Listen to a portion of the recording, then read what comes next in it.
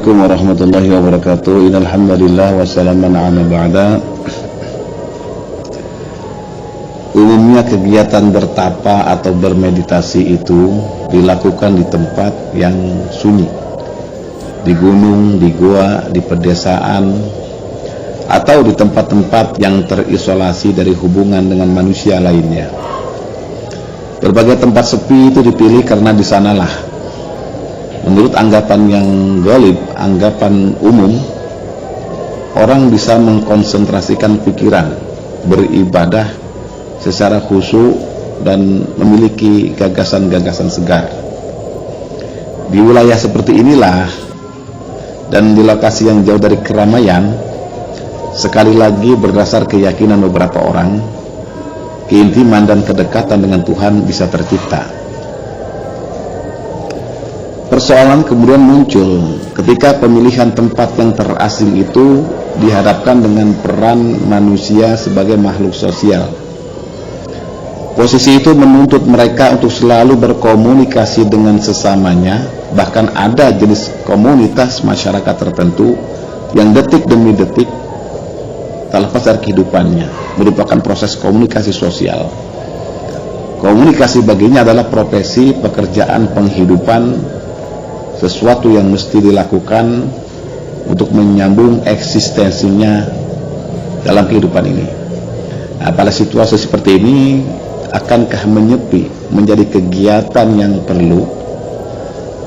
Jadi pertanyaan yang lain yang cukup penting adalah, apakah kadar kekhusyuan dan ketakwaan seseorang ditentukan oleh tempat dan situasi? Dan apakah kita tidak bisa bertapa di tempat yang ramai?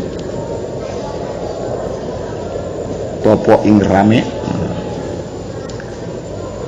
Memang secara spiritual pada saat tertentu manusia perlu melakukan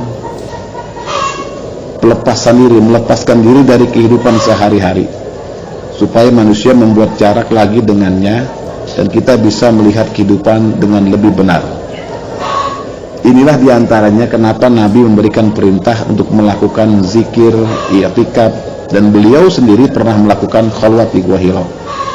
Ini pula mengapa Rasulullah SAW memerintahkan umatnya untuk melakukan tahajud di malam yang sunyi. Fatahajjad bih nafilatan laka.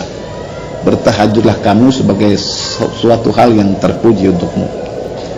Ini pula yang diajarkan oleh Al-Ghazali dalam konsep al-uzlah. Maksud dari tahajud, uzlah, zikir, dan i'tikaf adalah bahwa pada saat-saat tertentu manusia harus melepaskan diri dari kehidupan sehari-harinya supaya ia mampu merekonstruksi keadaan dengan lebih jujur dan objektif. Seperti kalau kita ingin tahu rumah kita, ya kita keluar dulu sebentar, lalu kita lihat dari luar, nah, maka terlihat kondisi rumahnya. Islam sebagai agama tidak hanya menerangkan ibadah yang bersifat individual, ia justru lebih berkonsentrasi pada transformasi sosial. Karenanya sebuah situs personal, sebuah ritus personal dan ajaran spiritual dalam Islam tidak akan pernah bisa dipisahkan dari konteks keduniaan.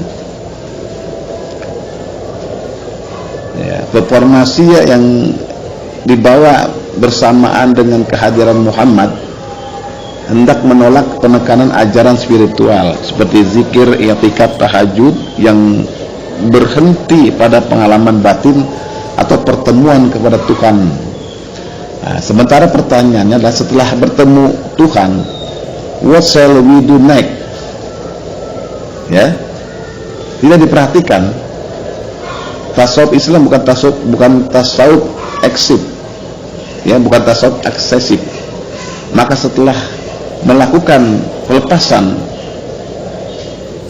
atau setelah keluar dari rumah, manusia harus kembali lagi ke rumahnya dan membangun kehidupan yang sejahtera. Dan lebih penting dari itu, aktualitas makna spiritual mesti lebih berarti bagi pengembangan nilai kemanusiaan.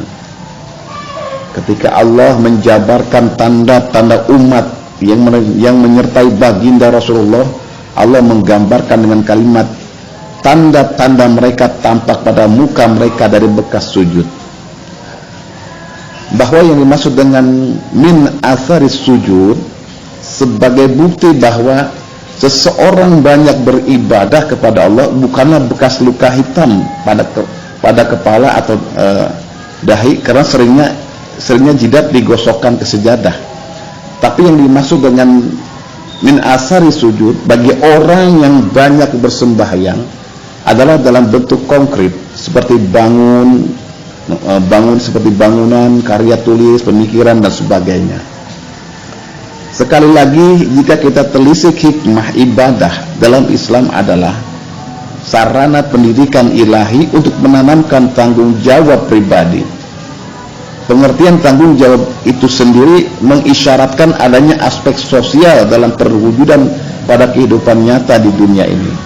Oleh karena itu, para ulama senantiasa menekankan bahwa salah satu hikmah ibadah ritual ialah penanaman rasa solidaritas sosial.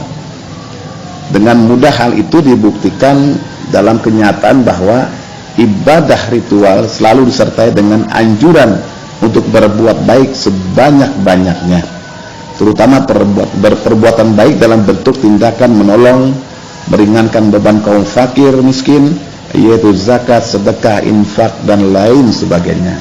Sahabat-sahabatku yang dimuliakan oleh Allah, kalau kita perhatikan lebih dalam lagi penjelasan ini, nyatalah bahwa Allah memang tinggal bersama mereka, para fakir miskin dan sebagai khalifahnya. Kita wajib tinggal bersama mereka, memperhatikan nasib, bahkan sehidup semati dengan mereka, persis seperti yang telah dilakoni oleh Rasulullah SAW.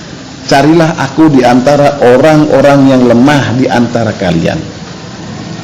Ya, kalau Rasul sebagai manusia yang paling agung itu merupakan penjelmaan lokus atau majlah Tuhan.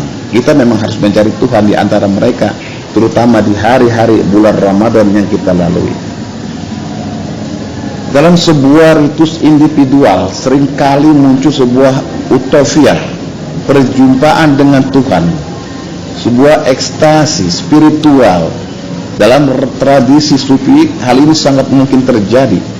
Namun seorang salik mesti waspada, sebab tak jarang setan menggoda manusia dengan mengaku bahwa dirinya adalah sosok Tuhan yang dicari salik. Kita tentu tidak ingin terjebak dalam pertemuan dengan Tuhan yang semu, sebab memang sangat tipis batas antara bertemu Tuhan dengan bertemu setan. Sebagai misal, tak jarang ajaran spiritual yang berkembang di masyarakat menawarkan janji-janji untuk membawa manusia pada pengalaman batin atau kedamaian dalam pertemuan dengan Tuhan.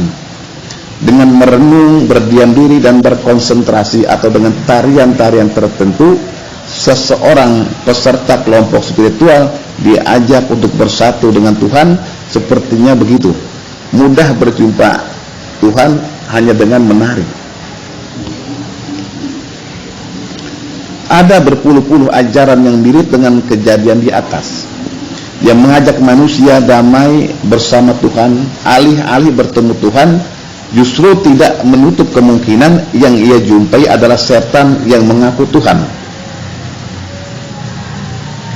Ini yang harus kita waspadai di dalam kita belajar melangkah perjalanan menuju Tuhan.